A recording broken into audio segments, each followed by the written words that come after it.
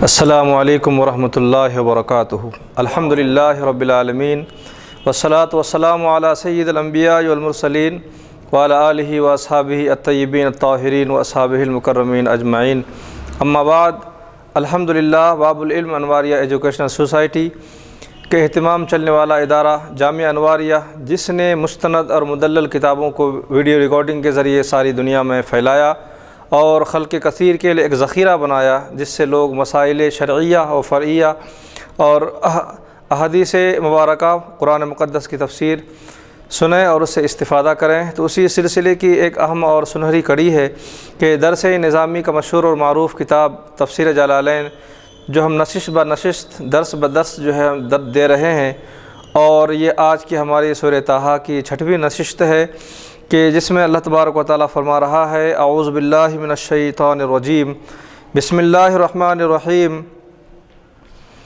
وَلَقَدْ قَالَ لَهُمْ هَارُونُ مِنْ قَبْلُ یا قوم انما فتنتم بِهِ وَإِنَّ رَبَّكُمُ الرَّحْمَنُ فَاتَّبِعُونِي وَأَطِیعُوا أَمْرِی۔ اور جب انہوں نے یعنی حضرت ہارون نے ان سے کہا، اس گمراہ ہونے والے قوم سے کہا کہ اس آیت مبارکہ یعنی اس رکوع سے قبل چند باتیں ذہن نشین رکھیں تاکہ یہ رکوع سمجھنے کے لیے آسانی ہو جائے۔ تو اس سے قبل جو بات بیان یہ کی گئی تھی کہ اللہ تبارک و تعالیٰ نے حضرت موسیٰ علیہ السلام کو حکم دیا کہ آپ اپنی پوری بنی اسرائیل کی میری امت کو لے کر آپ دریائے نیل عبور کرتے ہوئے سرزمین مقدس یعنی بیت المقدس کی طرف، ملک شام کی طرف یا ملک فلسطین کی طرف چلے جائیں، کیونکہ یہ آپ کا آبائی مقام اور مبارک جگہ اور برکتوں والی جگہ ہے، نبیوں کے ٹھہرنے کی جگہ ہے، لہٰذا آپ ان کو لے کر وہیں چلے جائیں۔ تو اس درمیان یہ سارے لوگ آئے وہاں سے، اور دریائے نیل کو ان کے لیے چیرا گیا، راستہ بنا۔ پھر وہاں سے حضرت موسیٰ علیہ السلام اپنی تمام بنی اسرائیل کو لے کر اس ندی کو عبور کیے، اس سمندر کو عبور کیے، اور جب اسی ندی میں فرعون داخل ہونا چاہا اور وہ داخل ہوا اپنے پورے لشکر کے ساتھ، تو اللہ تبارک و تعالیٰ نے ان تمام کو غرق کر دیا، اور فرعون نے غرق ہوتے ہوتے اس نے ایمان کے بول بھی بولے، لیکن قرآن مقدس نے اس کے بول کو رد کر دیا۔ فرعون کے جو واضح کلمات ہیں، اس نے ڈوبتے وقت اور عذاب کے دیکھتے وقت اس نے یہ کلمات کہے تھے کہ آمنت انہ لا الہ الا الذی آمنت بہ بنو اسرائیل وانا من المسلمین، کہ فرعون نے ڈوبتے وقت یہ کہا تھا کہ میں ایمان لایا اللہ وحدہ لا شریک پر، اور جس پر بنی اسرائیل نے ایمان لایا میں اس ذات پر میں نے ایمان لایا۔ تو اس کا ایمان لانا ایسے وقت میں تھا جب غرغرہ کے حالات شروع ہو چکے تھے۔ یعنی یہاں پر دو چیزیں ہیں، فرعون کے ایمان کے متعلق دو باتیں ہیں۔ پہلی بات تو یہ ہے کہ اس نے ایمان ایسے وقت قبول کیا جب نزا کا عالم شروع ہو چکا تھا، یعنی روح اس کی قبض ہونی شروع ہوئی تھی، جس کو غرغرہ کہا جاتا ہے۔ تو حالت غرغرہ میں اگر کوئی ایمان لاتا ہے تو اس کا ایمان معتبر نہیں ہے، لیکن اگر اس سے قبل اگر ایمان لانا، کلمہ پڑھنا، جس کو خاتمہ بالخیر کہتے ہیں، یہ ضروری ہے۔ تو خاتمہ بالخیر اور غرغرہ میں دونوں میں فرق ہے کہ خاتمہ بالخیر یعنی ایمان پر اٹھایا جانا یہ لازمی امر ہے۔ ہر مومن کا ایمان اس وقت کہ اپنا آخری کلمہ، وہ کلمہ اسلام کی توحید کا اقرار کرتے ہوئے اپنی جان دیں، روح قبض کریں، روح قبض ہو اس بات پر کہ اس کے زبان پر کلمہ توحید کا اقرار ہو، یہ خاتمہ بالخیر ہے، حسن خاتمہ ہے، اور یہ ضروری ہے۔ اس کے برعکس جب فرشتے روح نکالنا شروع کرتے ہیں، غرغرہ کا حالت جس کو کہا جاتا ہے، تو اس وقت کا ایمان معتبر نہیں ہے۔ تو فرعون کا ایمان غرغرہ کا ایمان تھا، لہٰذا یہ معتبر نہیں۔ اب اس کے بعد جب بنی اسرائیل وہاں سے نکل پڑے، اس سرزمین مصر سے اور دریائے نیل کو عبور کرتے ہوئے جب یہ لوگ نکلے، تو انہوں نے خواہش کی کہ اللہ کا کوئی کتاب اور کوئی شریعت، کوئی احکام، حق و باطل کی چیزیں ہمیں ملے جس کے ذریعے سے ہم فرق کر سکیں۔ تو ان سے وعدہ کیا گیا کہ حضرت موسیٰ علیہ السلام 40 راتوں کا ورد کریں، 40 راتوں کا ایک چلہ کشی کریں کہ جس میں اللہ تبارک و تعالیٰ بنی اسرائیل کے لیے کتاب عطا کرے جس کا نام تورات ہوگا۔ تو موسیٰ علیہ السلام اپنے رب کے لیے پاس چلے گئے، یعنی کوہ طور چلے گئے، وہیں پر اپنی عبادت اور ریاضت اور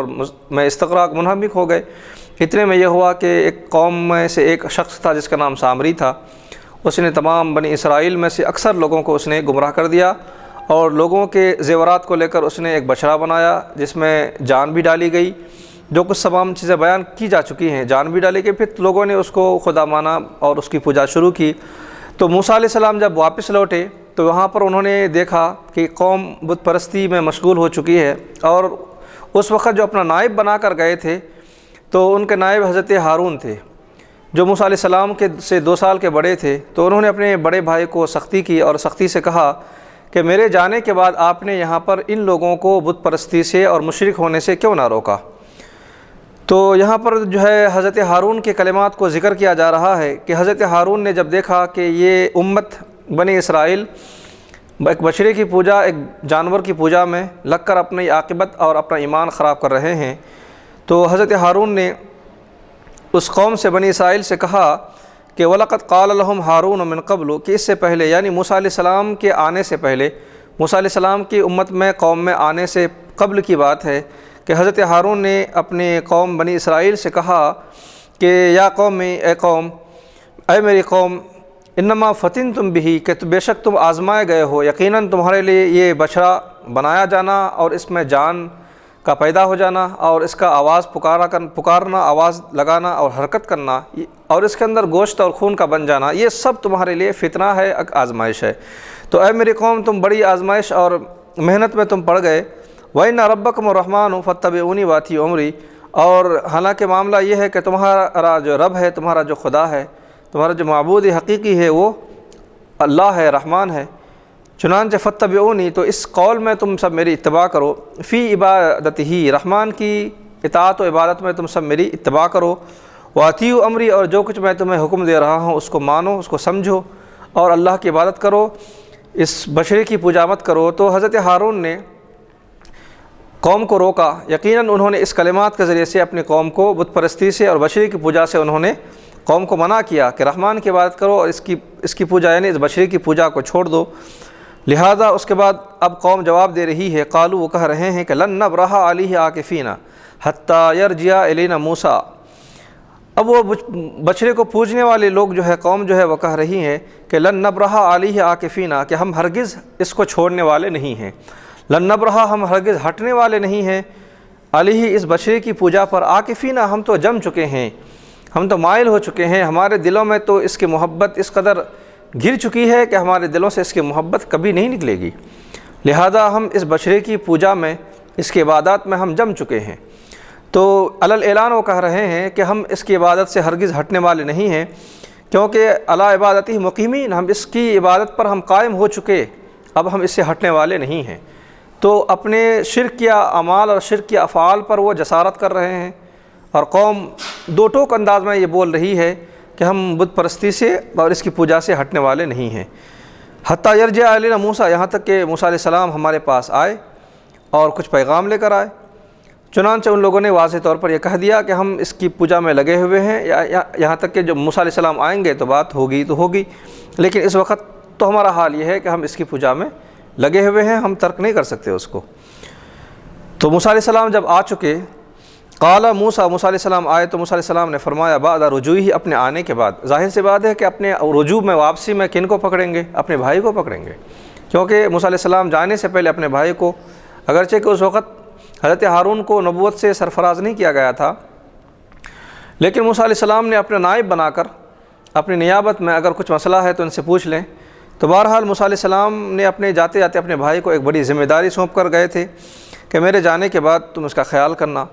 تو یا ہارون، تو موسیٰ علیہ السلام آنے کے بعد اپنے بھائی حضرت ہارون کو سے استفسار کر رہے ہیں، پوچھ رہے ہیں، طلب کر رہے ہیں اور جواب مانگ رہے ہیں کہ یا ہارون، اے ہارون، ما منعک اذ رأیتہم ضلوا، کہ اے ہارون میرے بھائی، آپ نے جب دیکھا کہ یہ قوم گمراہ ہو رہی ہے تو آپ نے انہیں کیوں نہیں روکا؟ آپ نے ان کو اس بچڑے کی پوجا سے کیوں نہیں روکا؟ اللہ تتبعنی، آپ نے میری اتباع کیوں نہ کی؟ کہ میرا جو طریقہ کار ہے، میرا جو راستہ ہے، میرے جو دعوت دین کا جو طرز ہے، اس پر آپ نے میری اتباع کیوں نہ کی؟ تو یہاں پر جو ہے لا زائدہ ہے، تو آپ نے اتباع کیوں نہ کی؟ افعصیت امری، آپ نے میرے حکم کی خلاف ورزی کی۔ بے اقامتک بین من یعبد غیر اللہ، جو اللہ کے سوا دوسروں کی پوجا کرتا ہے، آپ نے اس کو روکا نہیں۔ تو یہاں پر موسیٰ علیہ السلام اپنے بھائی سے کہہ رہے ہیں کہ آپ نے ان کو روکا نہیں، کیوں نہیں روکا، اور آپ نے میری اتباع کیوں نہ کی، اور آپ نے میری حکم کی خلاف ورزی کیوں کی؟ حالانکہ حضرت ہارون جو ہے قوم کو روکے بھی تھے، قوم کو منع بھی کیے تھے، لیکن پھر بھی موسیٰ علیہ السلام اپنے بھائی سے کہہ رہے ہیں کہ آپ نے ایسا کیوں نہیں کیا۔ تو یہاں پر جو ہے اللہ تعالیٰ نے ان کی کلمات کو نقل فرمایا، قالا، تو یہاں پر جو ہے حضرت ہارون جو ہے جواب دے رہے ہیں، یا ابن امی، اے میری ماں کے بیٹے، یعنی اے میرے بھائی۔ یہ محبت کے بول ہے کہ اے میری ماں کے بیٹے، دراصل جو ہے یہ محبت کا جملہ ہے، کیونکہ انہوں نے جب دیکھا کہ موسیٰ علیہ السلام بڑے جلال میں ہیں تو یہاں پر جو ہے بیچ میں اپنی ماں کا ذریعہ، وہاں کا واسطہ لاتے ہیں، تاکہ اس کی وجہ سے موسیٰ علیہ السلام کے دل میں اپنی ماں کی یاد آئے، اور اس کی وجہ سے ان کے دل میں کچھ سختی دور ہو اور کچھ نرمی کی کیفیت پیدا ہو۔ تو یہاں پر انہوں نے اپنی ماں کا ذکر کیا کہ اے میری ماں کے بیٹے، اے میرے محترم بھائی۔ جو ہے یہاں پر جو ارادہ امی ذکرها عاطف لقلبہ، صاحب جلالین بھی وہی فرما رہے ہیں کہ یہاں پر جو ہے انہوں نے اپنی ماں کا ذکر اس لیے کیا تاکہ اس کی وجہ سے حضرت موسیٰ کے دل میں کچھ محبت اور کچھ رافت اور الفت کا معاملہ پیدا ہو اور ان کے دل میں نرمی پیدا ہو۔ تو یہاں پر جو ہے انہوں نے تذکرہ فرمایا کہ یا ابن امی، اے میری ماں کے بیٹے، میرے بھائی، لا تاخذ بلیتی، یعنی موسیٰ علیہ السلام آنے کے بعد اپنے ایک ہاتھ سے حضرت ہارون اپنے بھائی کی داڑھی کو پکڑے تھے اور ایک ہاتھ سے ان کے سر کے بال کو پکڑ لیے تھے۔ اس قدر جلال میں تھے کہ ایک ہاتھ اپنے بھائی کی داڑھی، دوسرے ہاتھ سے اپنے بھائی کے سر کے بالوں کو پکڑ لیا، اور پکڑنے کے بعد یہ پوچھ رہے تھے، استفسار کر رہے تھے کہ اے میرے بھائی، آپ نے کیوں نہ روکا؟ تو سب سے پہلے حضرت ہارون علیہ السلام کہہ رہے ہیں کہ اے میری ماں کے بیٹے، میرے بھائی، لا تاخذ بلحیتی، آپ میری داڑھی کو مت پکڑیے۔ وکان اخذھا بشمال، اپنے بائیں ہاتھ سے انہوں نے جو ہے اپنے بھائی کی داڑھی کو پکڑ رکھا تھا، ولا براسی، اور نہ آپ اپنے دائیں ہاتھ سے میرے سر کے بالوں کو پکڑیے۔ وکان اخذ شعرہ بیمینہ غضبا، اور موسیٰ علیہ السلام کا یہ داڑھی اور بال پکڑنا، سر کے بالوں کا پکڑنا، یہ اس لیے تھا غصے کی حالت میں، غصے کی وجہ سے تھا، غضب کی وجہ سے تھا۔ انہوں نے دیکھا کہ میری تمام محنت پر پانی پھر گیا، یہ تمام لوگوں کو میں راہ راست پر لایا تھا، اور یہ امت جو ہے بت پرستی کر کے اپنے آپ پر ہلاکت کو نازل کیا، اللہ کے غضب کو نازل کر لیا، تو لہٰذا اب کیا بنے گا؟ تو یہاں ایسی بات ہے کہ ایک نبی کا یہاں پر اس طرح سے جلال میں آنا اور غضبناک ہونا ظاہر ہے، کیونکہ انہوں نے اپنی امت کو، قوم کو دیکھا کہ یہ سب کے سب گمراہ ہو چکے۔ تو انہوں نے کہا کہ وَإِنِّي خَشِيتُ، یہاں پر حضرت ہارون جواب دے رہے ہیں کہ اِنِّي خَشِيتُ، میں ڈر رہا تھا کہ لَوْ اتَّبَعَكَ، کہ اگر میں آپ کی اتباع کروں، وَلَا بُدَّ أَن يَتَّبِعَنِي جَمِيعًا مِّمَّن لَّمْ يَعْبُدِ الْعِجْلَ، تو یقینی طور پر اگر میں آپ کی اتباع نہیں کرتا تو سارے کے سارے لوگ بت پرست ہو جاتے، سارے کے سارے لوگ مشرک ہو جاتے۔ تو یہاں پر کچھ لوگ جو ہے اس کی پوجا سے بچے ہوئے ہیں۔ آپ اس سے یہ سمجھ لیں کہ آپ کی میں نے اتباع کی ہے، کہ اگر میں آپ کی بات نہیں مانتا یا آپ کی خلاف ورزی کرتا اور میں آپ کی باتوں کو پشے پش ڈال دیتا، تو آپ دیکھتے کہ تمام کے تمام بنی اسرائیل کو دیکھتے کہ بت پرستی کرتی اور یہ بچڑے کی پوجا میں سب گرفتار ہو گئے۔ تو اب جو لوگ بچے ہوئے ہیں اس بچڑے کی پوجا سے، جو لوگ رکے ہوئے ہیں، تو آپ اس سے یہ اندازہ لگا لیں کہ یہاں پر میں نے ہی ان کو روکا ہے، میرے روکنے کی وجہ سے یہ لوگ بچے ہوئے ہیں۔ اگر میں نہیں روکتا تو یہ سارے لوگ بھی، تمام لوگ بھی، ایک بھی فرد نہیں بچتا کہ جو اس بچڑے کی پوجا سے باز رہیں، تو سارے لوگ بچڑے کی پوجا کر لیتے۔ تو مفتی صاحب، اس سے کیا یہ تین باتیں ثابت ہو رہی ہیں؟ ابھی آپ جو قرآن کی آیتیں جو تلاوت فرمائے ہیں اور صاحب جلالین جو فرما رہے ہیں، جی، تو ان سے کیا یہ باتیں ثابت ہو رہی ہیں؟ نمبر ایک تو قوم میں جو ہے جب گناہ عام ہو جائے، بے حیائی، برائی عام ہو جائے، تو اس کو روکنے کی کوشش کرنا چاہیے۔ ایک جماعت ایسی نکلنا چاہیے کہ وہ لوگوں کی اصلاح کرے، برائیوں سے روکے، گناہوں سے روکے، اور نیکی کی ترغیب دلائے اور نیک کاموں کی طرف لوگوں کو ابھارے۔ اور ایک دوسری بات یہ ہے کہ ایک تو حضرت ہارون علیہ السلام کی داڑھی پکڑی اور آپ کے بال پکڑے، تو اس سے ایک یہ مسئلہ یہ بھی ثابت ہو رہا ہے کہ داڑھی اس وقت ہاتھ میں آتی ہے جبکہ وہ ایک مشت ہو، بے شک ایک مشت سے پہلے داڑھی جو ہے ہاتھ میں نہیں آتی ہے۔ تو یہاں پر ایک داڑھی کا مسئلہ بھی جو ہے ثابت ہو رہا ہے کہ کم سے کم داڑھی ایک مشت ہونا چاہیے، کیونکہ داڑھی ہاتھ میں اس وقت آتی ہے جبکہ کم از کم ایک مشت ہو، تو داڑھی کا بھی ایک مشت ہونا ثابت ہو رہا ہے۔ اور تیسری بات کیا اس سے یہ ثابت ہو رہی ہے کہ عام طور پر لوگوں کو جو غصہ آتا ہے اپنی نفس کی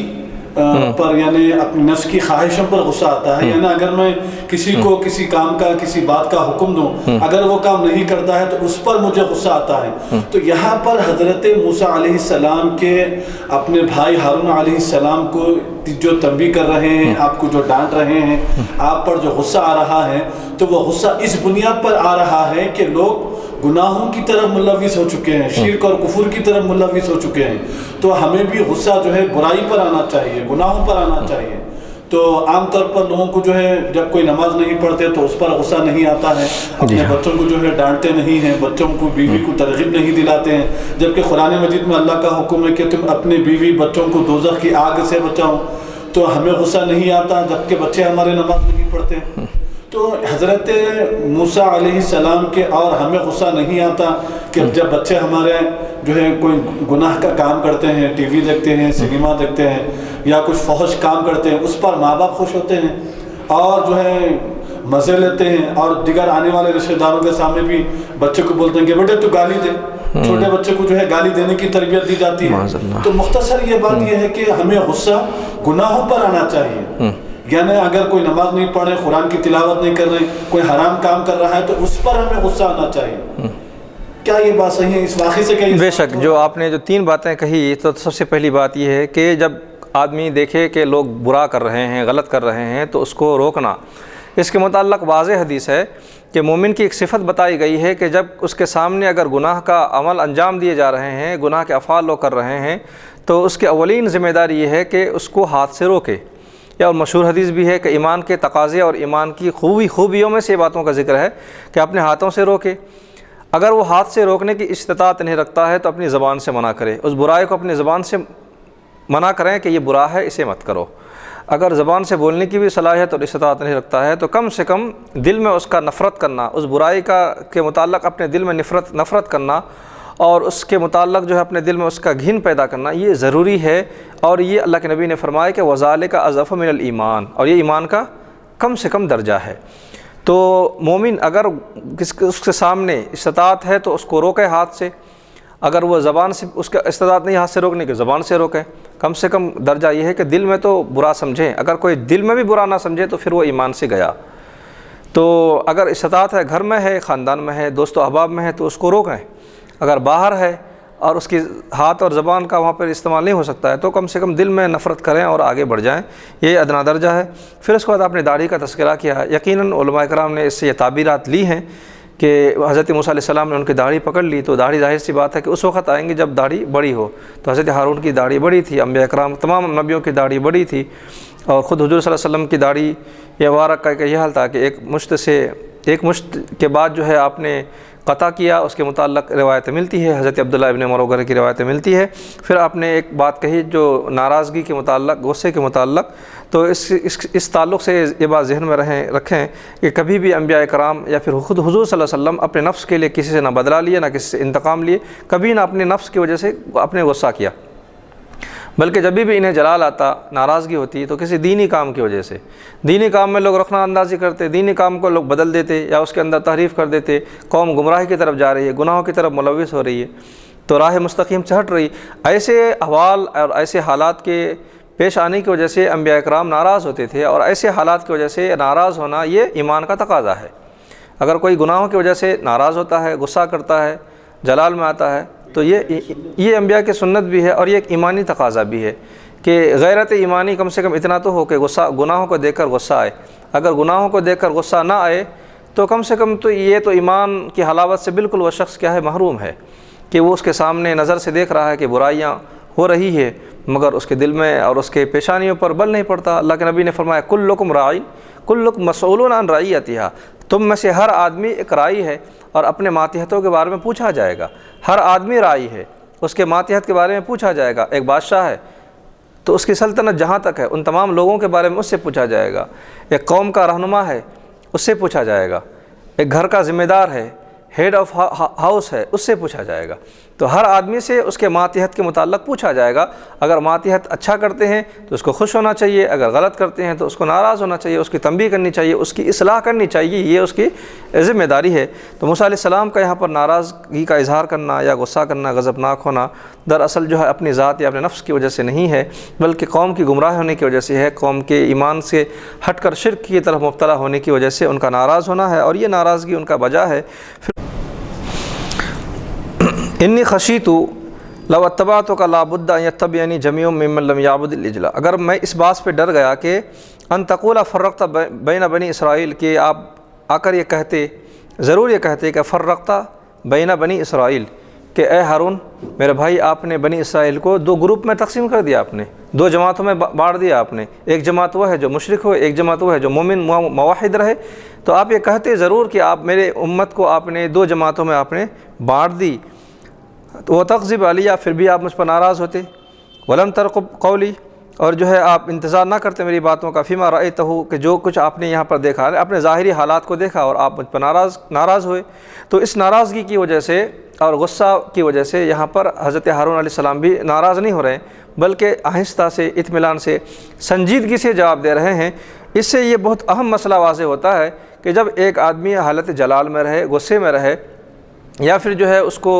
غصہ یا پھر جلال میں ہے، یا پھر کسی اور معقول وجہ سے اس کو جو ہے غصہ آ رہا ہے، غضبناک ہو رہا ہے، تو سامنے والے کی ذمہ داری ہے کہ بالکل وہ نرم پڑ جائیں، یہ بنیاد ہے یہ، تاکہ اس کی وجہ سے یہ ہوگا کہ ایک اگر جلال میں رہے گا تو دوسرا اگر وہ بالکل نرم پڑ جائے گا تو پھر بات آگے بڑھے گی نہیں، وہ آدمی غصہ سے کچھ بول کر کے ایک وقت ہوگا کہ اس کا غصہ ٹھنڈا ہو جائے گا۔ سبحان، یہ بنیادی بات ہے کہ اگر یہاں پر حضرت ہارون بھی جلال میں آ جاتی تو کیا بنتا؟ موسیٰ علیہ السلام تو پہلے سے جلال میں تھے، حضرت ہارون کی داڑھی پکڑ لی، اور حالانکہ حضرت ہارون علیہ السلام نے قوم کو برابر انہوں نے منع کیا تھا، روکا تھا، لیکن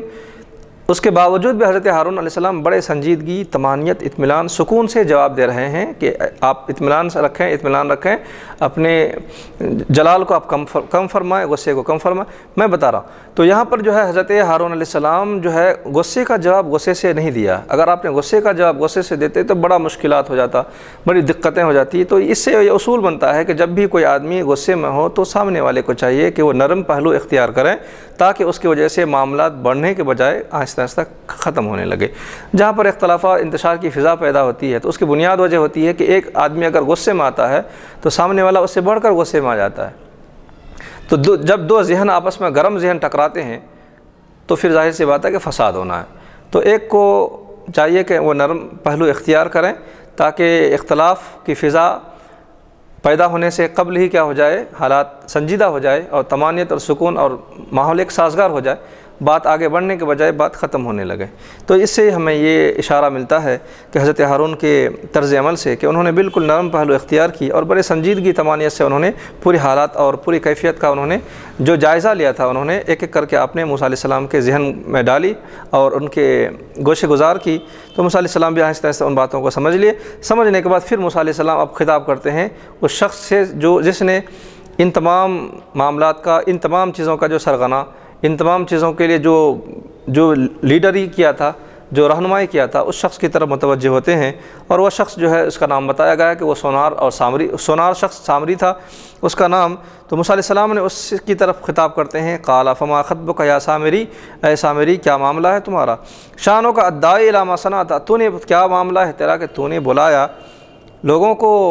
غیر اللہ کی عبادت کی طرف، شرک کا ذریعہ تم نے بنایا اور لوگوں کو شرک کی طرف تو نہیں ابھارا۔ تو سامری نے جواب دیا واضح طور پر، قال، اس نے کہا کہ بصرت بما لم یبصروا بہ، کہ میں نے وہ چیز دیکھا جو لوگوں نے نہیں دیکھا، میں نے ایک ایسی چیز دیکھا تھا جن پر لوگوں کی نظر نہیں پڑی تھی، اور میری نظر وہاں تک گئی جہاں تک لوگوں کی نظر نہیں گئی، تو میں نے جو کیا اپنے یہ تمام چیزیں میں نے اپنے طور پر کیا، مجھے کسی نے رہنمائی نہیں کی، میرا ذہن، میرے عقل، میرے دماغ نے یہ باتیں کہی تو میں نے کیا۔ تو سامری نے واضح طور پر یہ کہا کہ بصر تو بما لم یبصروا بہ، میں نے وہ دیکھا جو لوگ نہیں دیکھتے تھے، میں وہ جانا جو لوگ نہیں جانتے تھے، یعنی اس کا اشارہ تھا اس طرف جو حضرت جبرائیل علیہ السلام کے گھوڑے کے جو ہے پیر کی مٹی کی طرف اس کا اشارہ تھا کہ میں نے اس مٹی کو دیکھا کہ اس کے اندر بے جان چیزوں میں جان ڈالنے کی صلاحیت ہے، تو میں نے وہ دیکھا، لوگوں نے نہیں دیکھا، تو میں وہاں سے سمجھ گیا کہ بے جان چیزوں کے اندر اگر یہ مٹی کو ڈال دیا جائے تو جان پیدا ہو جائے، تو میں نے وہ دیکھا تو میں نے کیا۔ تو اس سے یہ بات بھی ثابت ہو رہی ہے، چیز تو وہی ہے، مگر ایک ہی چیز دیکھنا، تاثیر، لیکن اس کو سمجھنے کی صلاحیت ہر ایک کی الگ الگ ہوتی ہے۔ بے شک اب وہ تاثیر بدل جاتی ہے، لوگوں نے دیکھا مگر غور نہیں کیا، تو لیکن اس نے دیکھا تو اس نے غور کیا۔ تو یقینی بات ہے کہ اگر کسی بھی چیز میں گہرائی میں غور و فکر کریں تو غور و فکر کا ایک نتیجہ نکلتا ہے، تدبر کریں گے، غور و فکر کریں گے تو اس کا نتیجہ نکلتا ہے۔ تو اللہ تعالیٰ نے اسی لیے کہا کہ کائنات میں تم غور و فکر کرو تو تمہیں اللہ کی ذات اور اس کے صفات پر یقین ہوگا، تو انسان کی تدبر غور و فکر کی دعوت خود قرآن مقدس نے انسان کو جا بجا دی ہے کہ غور و فکر کے پہلوؤں کو اپناؤ، اس سے یہ ہوگا کہ تمہاری بصیرتیں آگے بڑھیں گی اور تمہارے ذہنی قوتیں آگے بڑھیں گی۔ تو اس نے واضح طور پر دو ٹوک انداز میں یہ کہا کہ میں نے وہ دیکھا جو لوگوں نے نہیں دیکھا، اور میں نے وہ جانا جو لوگ نہیں جانتے ہیں۔ تو پھر کیا ہوا؟ فقبضت قبضۃ من اثر رسول، پھر پوری واقعات وہ سنا رہا ہے کہ میں نے میں نے کچھ مٹی کو لیا، قبضۃ من اثر رسول، یعنی حضرت جبرائیل علیہ السلام کے گھوڑے کے جو ہے پیر کے سے مس ہوئی چھوئی ہوئی مٹی کو میں نے قبول کیا، میں نے لیا وہاں سے ایک مٹھی، میں نے مٹی کو لی وہاں سے۔ تو فنبذتھا، پھر اس کے بعد میں نے اس کو ڈال دیا فی صورت العجل المساق، یعنی اس ڈھالے ہوئے بچڑے کے منہ میں میں نے اس مٹی کو ڈال دیا۔ وکذالک سولت، پھر اسی طرح سے اس کو میں نے خوبصورت بنایا۔ وکذالک سولت لی نفسی، پھر یہ معاملہ میرے دل کو اچھا لگا، یہ تمام چیزوں کا کرنا، لوگوں کے زیورات کو جمع کرنا، اسے بچڑا بنانا، پھر مٹی کا اس کے منہ میں ڈالنا اور اس کا حرکت کرنا، ہلنا، اس کے جسم میں خون کا آ جانا، گوشت کا آ جانا، یہ تمام چیزیں میرے نفس کو بڑا اچھا لگا۔ تو پھر یہ ہوا کہ میرے دل کو اچھا لگا۔ وَأُلْقِيَ فِيهَا أَنْ آخُذَ قَبْضَةً مِّن تُرَابٍ، تو میرے دل میں یہ بات پیدا ہوئی کہ میں لاؤں، کہ مٹی کو میں لاؤں، ما ذکر، جو ذکر کیا گیا، وہ القیہا علی ما روح، اور میں اس کو ڈالوں جو روح والا نہیں ہے، بے روح ہے، بے جان ہے۔ تو لہو یسیر لہو روح، جو بے جان ہے تو اس کی وجہ سے اس کے اندر جان پیدا ہو۔ تو ورأیت قوموں کا، اور میں نے آپ کی قوم کو بھی بار بار دیکھ رہا تھا، یہ لوگ بار بار آپ سے کہہ رہے تھے کہ ہمیں خدا چاہیے، ہمیں خدا چاہیے، تو یہ لوگ بار بار آپ سے مطالبہ بھی کر رہے تھے، طلبوا منک، کہ یہ لوگ آپ سے مطالبہ کر رہے تھے، ان تجعل لہم الہا، کہ اے موسیٰ آپ ہمارے لیے کوئی خدا بلائیں، اب آپ ہمارے لیے کوئی معبود لائیں، ہمارے لیے ہمارے رب کو لائیں۔ تو یہ لوگ آپ کے لیے بارہا یہ اصرار کر رہے تھے کہ آپ خدا کو لائیں، خدا کو بتائیں ان کو۔ تو آپ سے جب میں نے آپ کے لوگوں کے، آپ اس قوم کے میں نے اصرار کو دیکھا، میں نے ان کو ضد کو دیکھا کہ آپ کو بار بار تنگ کر رہے ہیں اور بار بار خدا کی کا مطالبہ کر رہے ہیں کہ لاؤ، تو میں ان لوگوں کے جو ہے ضد کو، اصرار کو دیکھ کر کے فحدثتنی نفسی، تو میرے دل میں یہ بات آئی کہ جو ہے ان یقول لک العجل الہہم، کہ ایک خدا بچڑا بنا دیتے ہیں جو ان کا کیا ہوگا؟ خدا ہوگا۔ تو اس نے اپنے دل میں یہ سب جو ہے باطل قیاس اور شیطانی قیاسوں کے ذریعے سے لوگوں کو اس نے گمراہ کر دیا۔ تو یہاں پر یہ باتیں ذہن میں رہیں کہ یہ تمام چیزیں جو سوچ رہا ہے اور یہ جو ہے سامری سوچ رہا ہے اپنے دل میں، تو یہ اس کا قیاس کرنا، یہ اس کا سوچنا باطل طریقے سے تھا، اصولی اعتبار سے ہٹ کے تھا۔ اگر وہ سوچ لیتا کہ خدا وہ ہے جو دکھتا نہیں، خدا وہ ہے جو غیب ہے، خدا وہ ہے جسے ہم دیکھ نہیں سکتے، اگر یہ تصورات ان کے ذہن میں ہوتا تو کبھی یہ نہیں ہوتا، یہ سب چیزیں نہیں ہوتی۔ تو لیکن اس نے باطل طریقے سے سوچا، تو باطل طریقے سے سوچنا، باطل طریقے کا قیاس باطل ہوتا ہے۔ لیکن اگر کوئی اصولی اعتبار سے، شرعی نقطہ نظر سے اگر کوئی سوچتا ہے تو یہ بڑی اچھی بات ہے، اس کے لیے اس کا ثواب ملتا ہے اس کو۔ تو قیاس کی اگر معقول ہو تو ثواب ہے اور غیر معقول ہو تو گناہ ہے، جیسا کہ یہاں اس نے غیر معقول قیاسوں کو کیا اور وہ گمراہی کی طرف لوگوں کو لے گئے۔ قال لہ موسیٰ علیہ السلام نے اس ہاں بتا رہے نا، کیونکہ قیاس کا جو بنیاد ہے وہ قرآن اور حدیث ہے۔ یہاں پر یہ الزام احناف پر یا پھر ائمہ اربعہ پر یہ الزام نہیں لگا سکتے کہ آپ جو ہے قیاس کر رہے ہیں اور یہ ایسا قیاس باطل ہے۔ تو ہم یہ کہہ رہے ہیں، جواب یہ دیتے ہیں کہ ہمارا قیاس حق ہے، اس لیے کہ ہم جو قیاس کرتے ہیں بنیاد ہم بناتے ہیں قرآن کو یا بنیاد بناتے ہیں حدیث کو۔ حدیث اور قرآن کی روح سے ہی ہم قیاس کرتے ہیں۔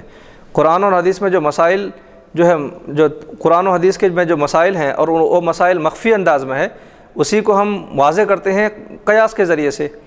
تفہیم کے ذریعے سے۔ تو یہ ہمارا قیاس جو ہے قرآن اور حدیث کو بیس بنا کے ہوتا ہے، نہ کہ صرف عقلی گھوڑے دوڑاتے ہوئے مسائل کو بناتے ہوئے چلے جاتے ہیں۔ یہ تو ظاہر سی بات ہے کہ اس طرح کا قیاس باطل ہے۔ تو یہاں پر جو قیاس جو سامری نے کیا ہے، نہ تو اس کا کچھ اصول تھا، نہ تو اس کی کچھ بنیاد تھی، صرف جو ہے اپنے ذہن، اپنے دل، اپنے دماغ اور شیطانی وسوسوں کے ذریعے سے اس نے جو ہے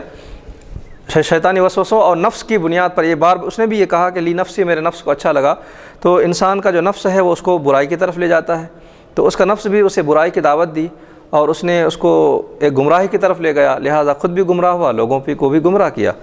تو نفس کی بات اس نے مانی، لہٰذا وہ گمراہ ہوئے۔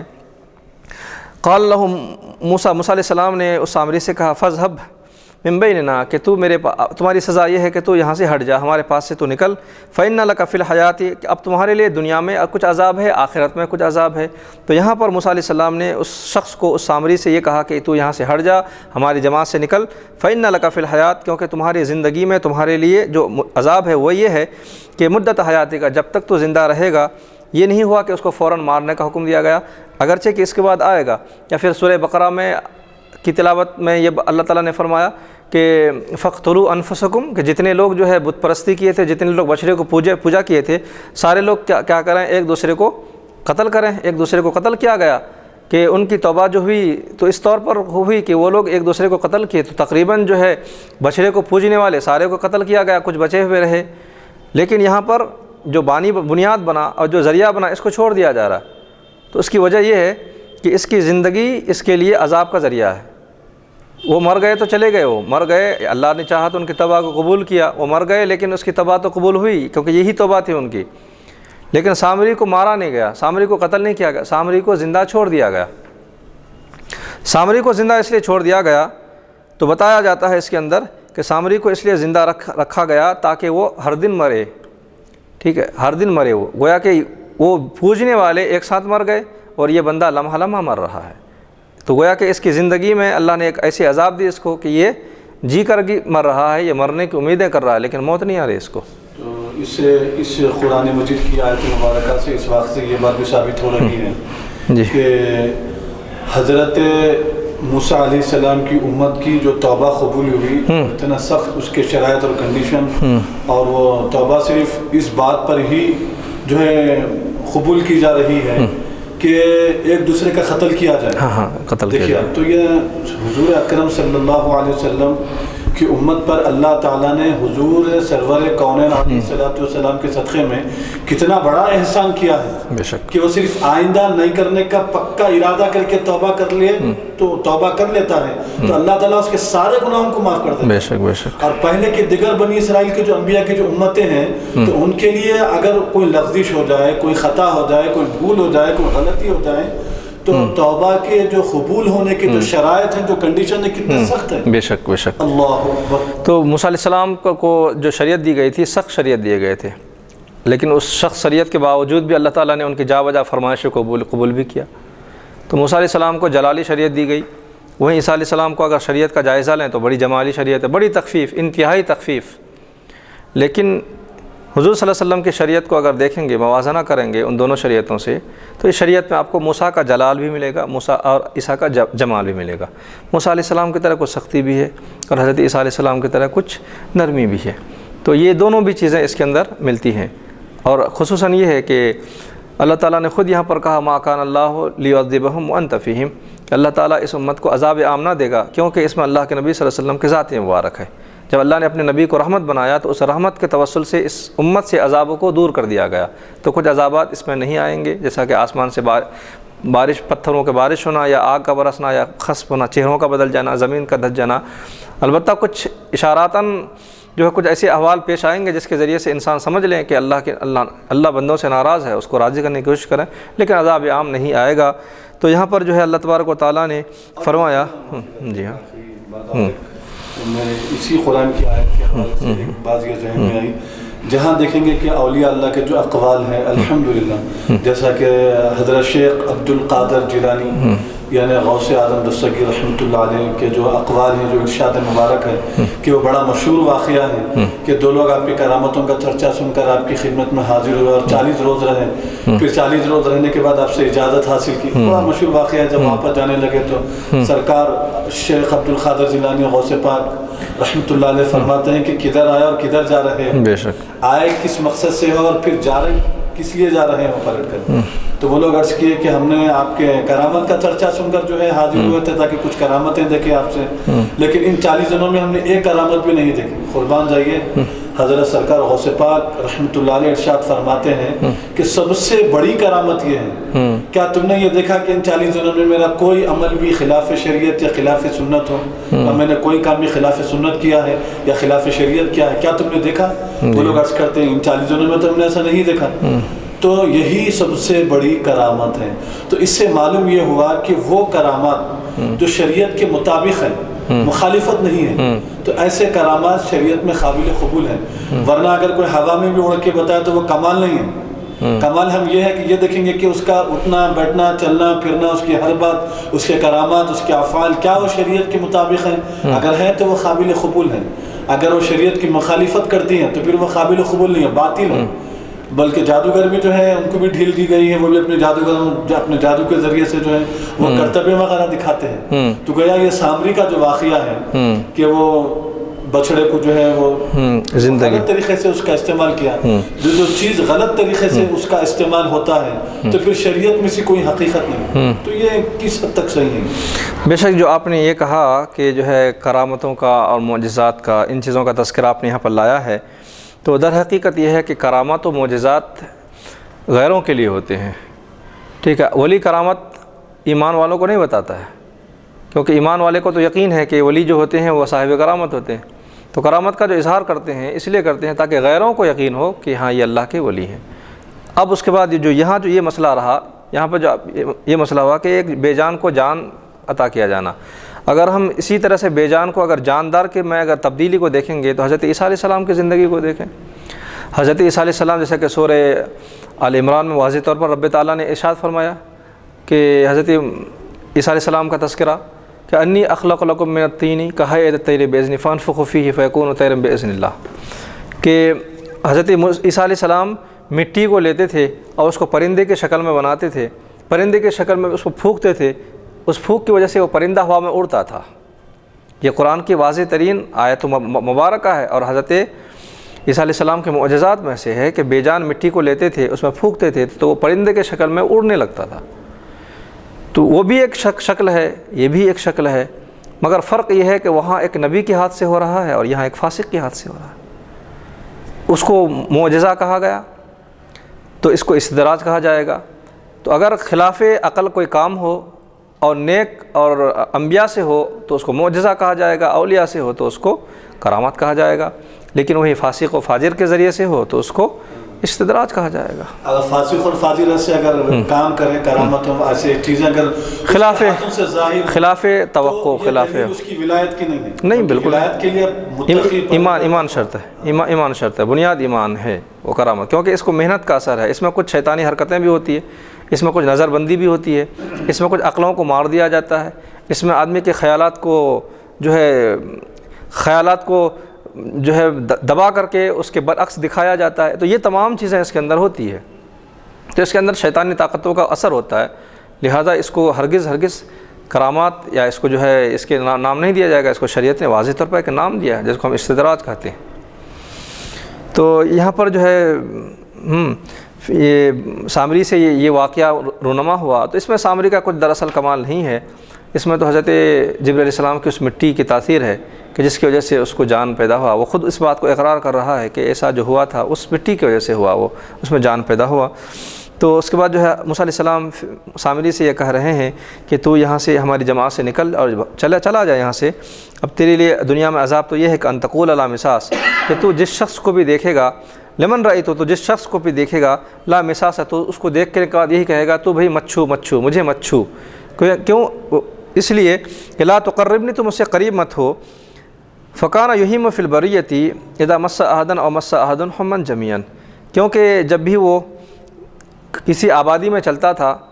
تو لوگ اس کو چھوتے تھے یا یہ کسی کو چھوتا تھا تو دونوں کو بھی بخار آتا تھا، انتہائی شدید ترین بخار آتا تھا. یہ اس کے لیے عذاب تھا. کوئی اس شخص کو بھی چھو نہیں سکتا تھا اور کوئی اس کو چھو نہیں. اگر یہ اس کا ہاتھ کسی دوسرے کے ہاتھ سے اگر ٹچ ہو جائے تو اس سامری کو بخار آتا تھا، ٹھیک ہے، یا پھر اس کو کوئی چھو لیتا تھا تو اسی کو بخار آتا تھا، اور اس کی وجہ سے کبھی کبھی سامنے والے کو بخار آتا تھا. تو یہ خود جو ہے انسانی آبادی سے اس قدر دور ہو گیا کہ انسانوں کو دیکھتا بھی نہیں تھا یہ، کیونکہ اللہ تعالیٰ نے اس کو وہ عذاب اس دنیا میں دیا کہ اس کو کوئی چھوتا تھا تو بس وہیں پر اس کو بخار آنا شروع ہوتا تھا. تو نہ تو یہ کسی کو چھو سکتا، نہ کوئی بندہ اس کو چھو سکتا تھا، اسی لیے یہ ہمیشہ آبادیوں سے اور انسانوں سے دور ہی رہا کرتا تھا. تو یہ دنیا میں اس کے لیے عذاب کا تعین کیا گیا کہ دنیا میں اس کو اس طرح سے عذاب ملے گی اس کو. وَإِنَّ لَكَ مَوْعِدًا، یہ تو دنیا کی حقیقت ہے، لیکن وَإِنَّ لَكَ مَوْعِدًا، اور بے شک تیرے لیے تو ایک وعدہ ہے جو آخرت میں ہے. خود قرآن مقدس نے اس کو دنیاوی سزا اور اخروی سزا دونوں کو بیان فرمایا ہے یہاں پر کہ وَإِنَّ لَكَ مَوْعِدًا لِعَذَابِكَ فِي الْآخِرَةِ، اور یقیناً جو سخت ترین عذاب ہے، اللہ کا جو عذاب تیار کردہ عذاب ہے وہ تیرے لیے آخرت میں ہے. لن تخلفہ، کہ جس کا ہرگز مخالفت نہیں کی جائے گی، مخالف نہیں ہوگا، یعنی لن تغیب عنہ، وہ ہرگز اس سے ختم ہونے والا نہیں ہے. وہ ابدی عذاب تمہیں آخرت میں ہوگا، لیکن دنیا کے لیے تمہیں یہ ہے کہ تمہیں چھونے سے کوئی بخار آئے گا، لیکن اخروی عذاب تو اللہ تمہیں ضرور دے گا، سزا دے گا۔ بل تبعثوا الیہ، تمہیں اس کو دیا جائے گا۔ وانظر الی الہک الذی، اس کے بعد پھر موسیٰ علیہ السلام جو ہے سامری سے کہتے ہیں کہ جس کو تو نے اتنی محنت اور مشقت سے خدا بنایا تھا، اب اس کا حال دیکھ، اس کو میں کیا کرتا ہوں۔ وانظر الی الہک، تو اپنے خدا کو دیکھ جس کو تو نے معبود بنایا اور جس کی وجہ سے بہت سے لوگ جو بھٹکے، گمراہ ہوئے، کافر ہوئے، مشرک ہوئے۔ دیکھ اپنے خدا کو، بشرے کو دیکھ، الذی ظلت، جس پر تو جمع ہوا تھا، بلا لامین او الہ مقصورۃ حذف تخفیفا، اے دمتا، جس پر تو مداومت رہا، جس پر تو پابندی سے عمل کرتا رہا، علیہ عاکفا، جس پر تو جمع ہوا تھا، اے مقیمین تعبدہ، جس کی عبادت پر تو مستحکم تھا اور استمرار کے ساتھ اس کی عبادت کرنا چاہتا تھا، تو اس کو دیکھ کیا حشر ہے اس کا، لنحرقنہ، ہم اس کو جلا رہے ہیں۔ موسیٰ علیہ السلام نے اس بچڑے کو ذبح کی اور ذبح کرنے کے بعد اس کو جلا دیا۔ تو موسیٰ علیہ السلام نے فرمایا کہ دیکھو اپنے خدا کو، باطل خدا کو دیکھو، ہم اس کو جلا رہے ہیں آگ میں۔ اس کو پہلے ذبح کیا گیا، پھر اس کو جلایا گیا آگ میں، پھر اس کے بعد اس کے راکھ کو ثم لننسفنہ فی الیم نسفا، پھر اس کے بعد جو ہے موسیٰ علیہ السلام فرما رہے ہیں کہ پھر اس کے ہم راکھ کو سمندر میں بکھیر دیں گے، پھر اس کے راکھ کو، پھر اس کے جلے ہوئے ذرات کو کیا کریں گے، ہم سمندر میں بہا دیں گے، اس کو پانی میں ڈال دیں گے، اس کو فی ہوائے البحر، تاکہ وہ سمندر میں جا کر حلول ہو جائے اور وہ سب کے سب اس کا وجود ختم ہو جائے۔ فعلی موسیٰ بعد ذبحہ، تو موسیٰ علیہ السلام نے ایسا ہی کیا، حلول ہو جائے، حلول ہونے کے مطلب وہ پانی میں مل کر اس کی راکھ کا وجود ختم ہو جائے۔ مگر اس کے باوجود کچھ لوگوں کے دلوں میں اس بشرے کی محبت ایسی تھی کہ اس کو پانی میں ڈالنے کے بعد اس پانی کو پی گئے تبرکاً، جس کا نتیجہ بعد میں پھر یہ ہوا کہ اس کے دلوں میں بشرے کی محبت بے انتہا تھی۔ یہی وجہ ہے کہ اللہ تبارک و تعالیٰ نے سورہ بقرہ میں ایک قتل کی بنیاد کی وجہ سے ایک گائے کو ذبح کرنے کا حکم دیا کہ تمہارے دلوں میں گائے کی محبت ابھی تک موجود ہے، لہذا اس کو قتل کرو گے، اس کو ذبح کرو گے تو تمہارے دلوں سے اس کی محبت ہٹے گی۔ اچھا، تو ان کے دلوں میں محبت بیٹھی تھی، اور اس قدر کہ اس کو سمندر میں بہانے کے باوجود بھی اس کے پانی کو پیے تھے لوگ، تو اور اس کے دلوں میں اس کی محبت قائم و دائم تھی۔ تو رب تعالیٰ نے فرمایا کہ اپنے ہاتھوں سے ذبح کرو تاکہ اس کی وجہ سے تمہارے دل سے اس کی محبت نکلے۔ اچھا، تو عید الاضحیٰ کے قربانی کے موقع پر، ہاں، ایک الگ مسئلہ تو اللہ کا حکم ہے، لیکن بنی اسرائیل کے متعلق جو یہ بات بیان کی گئی کہ سورہ بقرہ میں ایک گائے ذبح کرنے کا حکم خصوصی طور پر کیوں دیا گیا، تو اس کی ایک وجہ یہی ہے کہ ان کے دلوں میں محبت تھی ان کی۔ انما الہکم، تو اس کے بعد موسیٰ علیہ السلام اپنی قوم سے تشریح فرما رہے ہیں، وضاحت کر رہے ہیں کہ انما الہکم، تمہارا جو یہ باطل خدا تھا یہ تو ختم ہو گیا، اس کا وجود بھی ختم ہو گیا، لیکن تمہارا جو حقیقی خدا ہے اور معبود حقیقی ہے اور زمین و آسمان کا جو مالک و خالق ہے، اس کی شان اللہ تبارک و تعالیٰ، اس کی شان یہ ہے کہ جو بتایا جا رہا ہے، موسیٰ علیہ السلام فرما رہے ہیں کہ انما الہکم اللہ، بے شک تمہارا معبود ایک ہے اور وہ اللہ ہے، لا الہ الا ہو، اس کے سوا کوئی اور نہیں ہے۔ تو تمہارا معبود حقیقی وہ ایک ہے، اس کے سوا کوئی معبود حقیقی نہیں ہے۔ وسع کل شیء علما، اور اس کا علم جو ہے ہر چیز کو حاوی ہے، اللہ کا علم ہر چیز کو حاوی ہے، اللہ کے علم میں ہر بات ہے، ہر شے ہے، ہر ذرات ہے، کوئی بھی چیز اس کے علم سے باہر خارج نہیں ہے، تو ہر شے کو، ہر چیز کو وہ جاننے والا ہے۔ وسع علمہ کل شیء، اس کا علم ہر چیز کو حاوی ہے، وسعت والا ہے۔ کذالک کما قصصنا علیک ھذہ القصہ، تو اسی طرح سے ہم نے اس واقعے کو آپ سے بیان کیا، اے نبی صلی اللہ علیہ وسلم، ہم نے آپ کو اس واقعے کو اسی طرح سے بیان کیا۔ نقص علیک من انباء ما قد سبق، اے نبی صلی اللہ علیہ وسلم، پھر اب یہاں سے خطاب جو ہے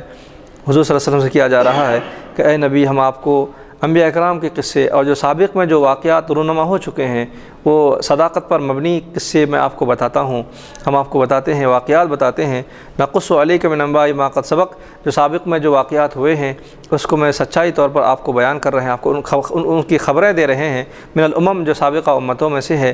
تو وقد آتیناک، اور تحقیق ہم نے عطا کیا آپ کو، من لدنا ذکر، ہمارے پاس سے ایک ذکر عطا کیا، ذکر کے معنی قرآن ہے یہاں پر، کہ ہم نے آپ کو سابق امتوں کے احوال، واقعات اور ان کے قصص اور ان کے اخبارات جو ہم آپ کو بتا رہے ہیں بذریعہ قرآن، جو ہم بتا رہے ہیں، یہ بتانا ہمارا آپ کے لیے ایک ذکر ہے جو بشکل قرآن موجود ہے، آپ کے لیے بھی، ساری دنیا کے رہنے والوں کے لیے بھی ایک ہدایت کا ذریعہ ہے۔ تو ہم نے اپنے قرب خاص سے آپ کو ایک عطا کی، ذکر عطا کی، جو قرآن عطا کی۔ اس کے بعد یہ قرآن جب اللہ تبارک و تعالیٰ نے بندوں کو عطا کی تو اس کے بعد اللہ تعالیٰ نے فرمایا من اعرض عنہ، جو کوئی اس سے اعراض کرے گا، یعنی اس حکمت والے قرآن و فرقان سے جو کوئی اعراض کرے گا، منہ موڑ لے گا، من اعرض عنہ، جو کوئی اس سے منہ موڑے گا، فلم یؤمن بہ، یہاں پر صاحب جلال نے فرما رہے ہیں کہ جو اس پر ایمان نہیں لائے گا، یا پھر اس کے مطابق احکامات پر عمل نہیں کرے گا، یا قرآن مقدس کو پشے پشت ڈال دے گا، اس کے احکامات کی کوئی پرواہ نہیں کرے گا، تو ایسا شخص، ایسا بندہ فَإِنَّهُ يَحْمِلُ يَوْمَ الْقِيَامَةِ وِزْرًا، تو یقیناً اس کے لیے قیامت کے دن ایک بہت بڑا بوجھ ہوگا، ایک وزنی ہوگا، حملاً ثقیلاً من الاسم، گناہوں کا بہت بڑا بوجھ لے کر کے آئے گا، یعنی قرآن کو چھوڑ دینے کی وجہ سے قیامت کے دن ایک بڑا بوجھ لے کر کے اللہ کی بارگاہ میں اس کو پیش کیا جائے گا۔ اب جب قرآن مقدس کو وہ چھوڑ دیا تو یہاں پر ظاہر سی بات ہے کہ خود اللہ کے نبی صلی اللہ علیہ وسلم اس کو کہیں گے، جیسا کہ 19ویں پارے میں قیامت کے دن اپنی امت کے متعلق حضور کہیں گے، یا رب ان قوم اتخذوا ھذا القرآن مہجورا، اے میرے رب یہ میری قوم ہے۔ خود اشارہ سے اللہ کے نبی کہیں گے کہ یہ میری قوم ہے، یہ میری ایک ایسی قوم ہے جو میرے اس قرآن کو، تیرے دیے ہوئے کتاب کو یہ لوگ چھوڑ دیے تھے۔ تو خود وہاں پر اللہ کے نبی صلی اللہ علیہ وسلم اپنے قوم کو رسوا کریں گے یہاں پر، کیونکہ ان لوگوں کو جن لوگوں نے قرآن کو چھوڑ دیا ہے۔ تو قرآن کو چھوڑ دینا در حقیقت کے ہدایت سے دور ہٹنا ہے، اور شاہراہ عام سے ہٹنا ہے، اور انسان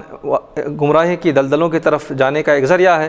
تو قرآن کو چھوڑنا وجہ بربادی بھی ہے۔ خود اللہ تعالیٰ نے فرمایا کہ ثم لتسألن یومئذ عن النعیم، یہ قرآن مقدس جو ہم نے تم کو ایک نعمتوں کی شکل میں دیا ہے، ہم اس کے متعلق تم سے پوچھیں گے، ضرور پوچھیں گے۔ تو یہ ایک نعمت ہے، اس کی پوچھ قیامت کے دن ہوگی۔ تو جو کہ اسے اعراض کرے گا تو اس کے لیے ایک گناہوں کا بوجھ ہوگا قیامت کے دن، خالدین فیہا، اور اسی عذاب میں، اسی بوجھ میں وہ ہمیشہ ہمیشہ رہے گا۔ وساء لہم یوم القیامت حملا، اور اس کے لیے قیامت کے دن بہت ہی انتہائی جو ہے برا ہوگا، اور برا جو ہے بوجھ ہوگا، اور برا عذاب ہوگا ان کے لیے۔ تو اس کے بعد یہ کہا گیا کہ یوم ینفخ فی الصور ونحشر المجرمین، پھر اس کے بعد اللہ تعالیٰ کچھ قیامت کا ذکر فرما رہا ہے کہ اس دن، قیامت کے دن جب سور پھونکا جائے گا، القرن نفخۃ ثانیہ، دوسری مرتبہ جب سور پھونکا جائے گا، پہلی مرتبہ جب سور پھونکا جائے گا تو ساری کائنات میں انسان بھی ختم ہو جائیں گے، اور کائنات کا ذرہ ذرہ بھی ختم ہو جائے گا، اور جو ہے ہر چیز جو ہے مطلب ہر شے کو فنا ہونا ہے، ہر شے کو برباد ہونا ہے، یہاں تک کہ پھونکنے والے میکائیل علیہ السلام ہیں، تو اسرافیل علیہ السلام ہیں، ان کو بھی موت ہو جائے گی، ان کی بھی۔ تو تمام کے تمام ارواح کو، تمام کے تمام جان والوں کو ختم ہونا ہے، اور اللہ کی ذات باقی رہے گی۔ تو یہ اس وقت پہلی مرتبہ ہے۔ پھر اس کے بعد دوسرا جب پھونکا جائے گا تو پھر سارے لوگ پھر زندہ ہوں گے۔ تو اللہ تعالیٰ دوسری پھونک کا یہاں پر ذکر کر رہا ہے، وَنَحْشُرُ الْمُجْرِمِينَ، جب دوسری مرتبہ پھونکا جائے گا، سور پھونکا جائے گا، تو اللہ تعالیٰ فرما رہا ہے کہ مجرمین، کافرین کو جمع کریں گے، یومئذ، اس دن، زرقا، کس طرح سے کہ ان کی آنکھیں نیلی ہوں گی، عینہم مع سواد وجوہہم، کہ ان کے چہرے کالے ہوں گے اور ان کی آنکھیں نیلی ہوں گی۔ یہ عذاب کے طور پر ہوگا کہ قیامت کے دن جب مجرمین اللہ کی بارگاہ میں حقا کر لائے جائیں گے تو ان کے چہرے انتہائی کالے ہوں گے۔ تو یہ مجرمین کے چہرے کالے ہوں گے، لیکن کچھ چہرے جو سفید ہوں گے، روشن ہوں گے، اللہ تعالیٰ نے ان کا ذکر فرمایا کہ یوم تبیض وجوہ وتسود وجوہ، کچھ چہرے چمکدار ہوں گے، کچھ چہرے کالے ہوں گے۔ تو مجرمین کے چہرے سیاہ کالے ہوں گے، آنکھیں ان کی نیلی ہوں گی۔ یتخافتون بینہم، یہ آپس میں ایک دوسرے سے بات کریں گے کہ ان لبثتم،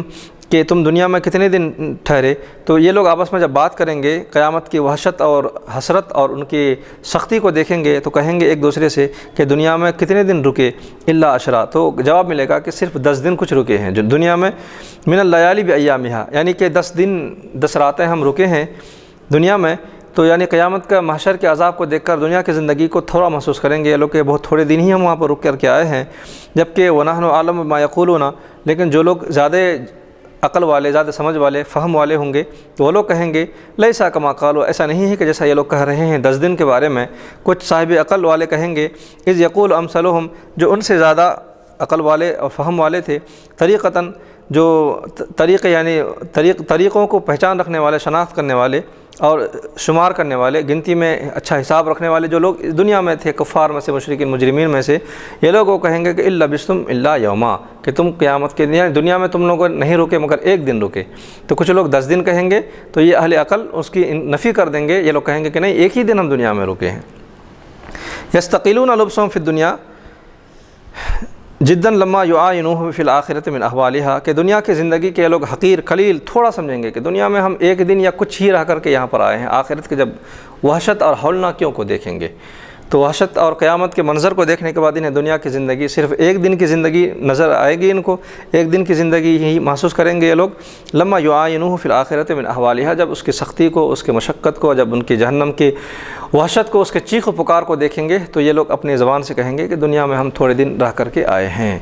تو یہاں پر جو ہے یہ رکوع مکمل ہوا تو اس کے اندر کچھ پیغامات ہے. یہ ایک سورہ اس کے اندر جو ہے حضرت موسیٰ علیہ السلام اور سامری کے واقعات کو ذکر کیا گیا. پھر اس کے بعد قیامت کی کچھ منظر کشی کی گئی. اس کے بعد پھر جو ہے مجرمین کا جمع ہونا اور قیامت کے دن دنیا کو تھوڑا محسوس کرنا، یہ چیزوں کا ذکر ہوا. پروردگار عالم سے دعا ہے کہ رب تعالی ہمارے اس درس کو شرف قبولیت عطا فرمائے. آمین بجاہ سید المرسلین والحمد للہ رب العالمین. السلام علیکم ورحمۃ اللہ.